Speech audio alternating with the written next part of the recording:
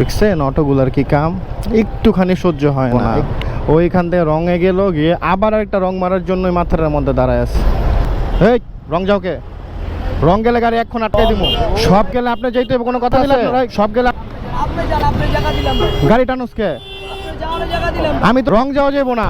একটা কালকে এই জায়গায় একটা বাইক অ্যাক্সিডেন্ট হয়েছে এই উল্টা যাওয়ার কারণে। হাজার একজন যাইতেছে মানে আটকে।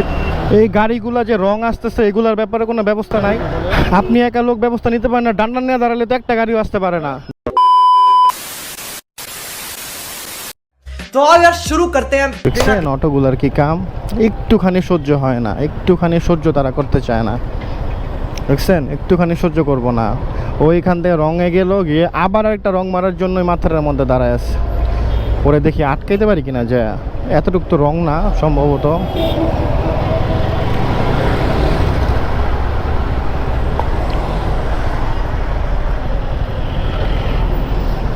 এই রং যাও কে, রং গেলে গাড়ি এখন আটকাই দিব।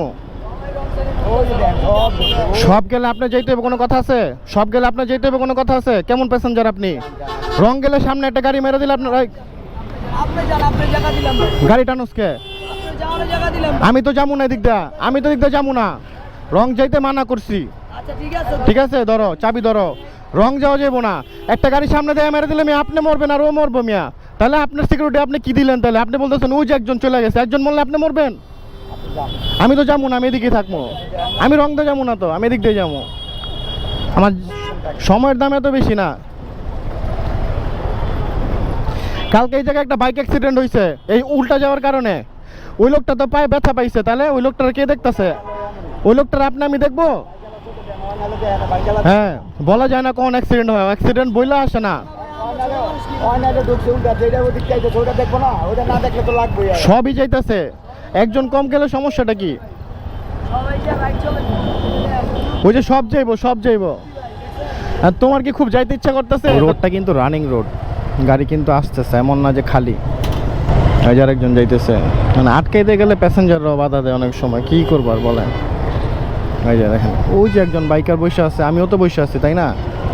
তাহলে একজন পাল্টালে তো দেশ পাল্টাবে না, সবাইকে মিলেই পাল্টাইতে হবে। আর এটা দেশ পাল্টানোর কথা না, এটা হচ্ছে এটা রোড সিকিউরিটির একটা ব্যাপার আছে। কারণ একটা মানুষের জন্য একটা মানুষ বিপদে পড়বো, এইটা এই জিনিসটা সহ্য হয় না আমাদের বাইকারদের একমাত্র। অন্য সব গাড়িওয়ালারা এটা অন্যভাবে নেয়, কিন্তু আমরা বাইকাররা কেন এটা নিয়ে আমাদের মনে এত ডিপলি? কারণ হচ্ছে একটা মানুষ অ্যাক্সিডেন্ট করলে বুঝে যায়, কারণ ওই ব্যথাটা কষ্টটা আমরা বুঝি।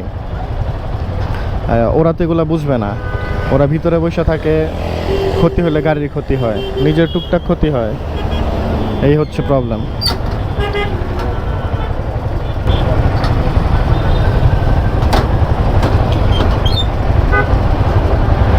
গাড়িও আজকাল রং মেরে গেছে। বাহ, কাহিনী দেখে বসে বসে নাকি? এই যে দেখেন, এই যে সুন্দর, এই যে আরেকটা সুন্দর। পুলিশ আছে সামনে, যাই পুলিশটা যাই কিছু বললে আমিও রং মারলাম।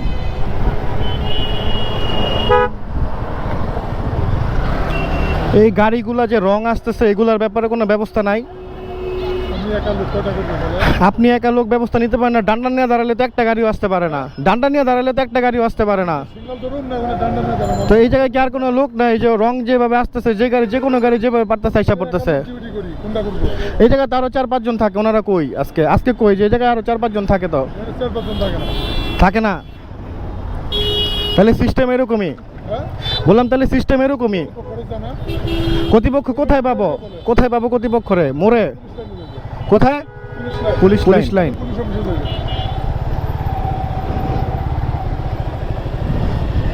হ্যাঁ আমি তো আপনারা বলার জন্য আসছি, কারণ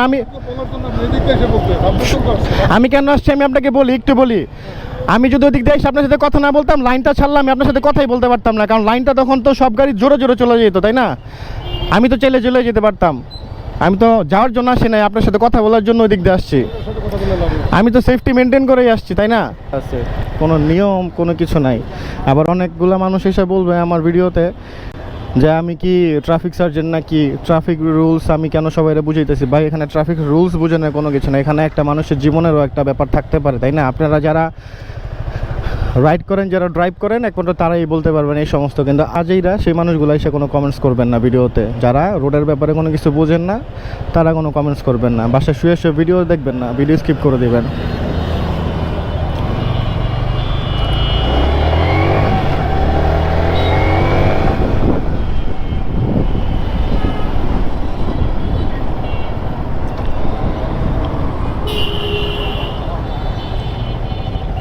রং আসতেছে, একটা গাড়ি কেউ আটকাইতেছে না, সে একা মানুষ কি করবে? এটাও কথা ঠিক, দেশের অবস্থা এমনিও ভালো না।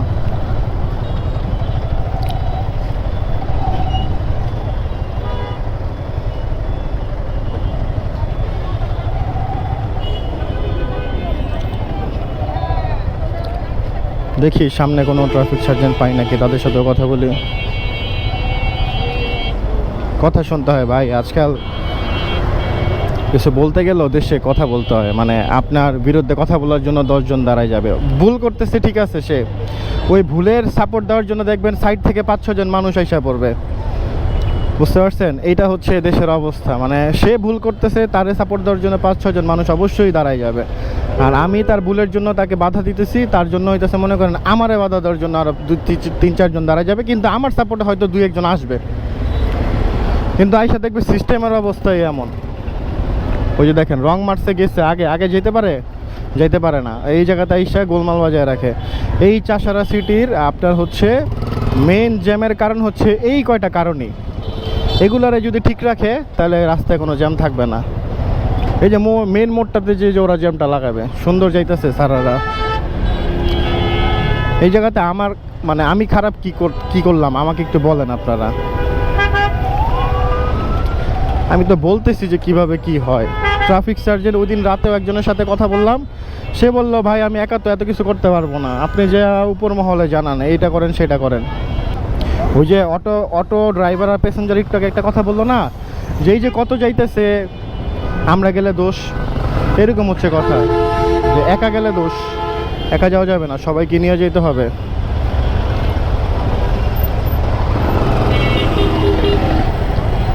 দেখেন বাচ্চা নিয়ে কীভাবে রঙে যাইতেছে, এত বড় একটা ট্রাকের সামনে দিয়ে কোনো কারণে যদি একটু পড়ে যায় নিচে, দুজনের মাথাটা স্টপাস।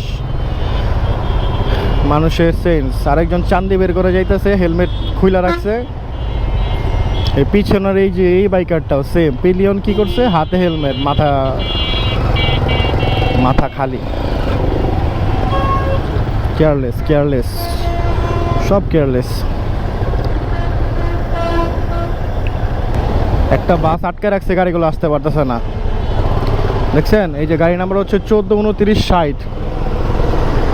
ওর এই জায়গা থেকে কিন্তু প্যাসেঞ্জার নেওয়ার কোনো নিয়ম নাই, সামনে কাউন্টার, তাও এই জায়গাতে দাঁড়ায় এই কতগুলো গাড়ির জ্যামে ফেলাই দিচ্ছে। চাষারা সিটিতে কেন জ্যাম লাগবে না আপনারাই বলেন? ট্রাফিক আইন কি করতে পারবো? এগুলা মানুষদের করতে হবে। এই যার একটা মমিতা, এই যে একটা জ্যাম লাগাইতেছে কেন? রোডটা কিন্তু পুরোই ক্লিয়ার। এই যে দেখেন জ্যামের কারণ, এগুলারে ডান্ডা দিয়া বাইরান দরকার।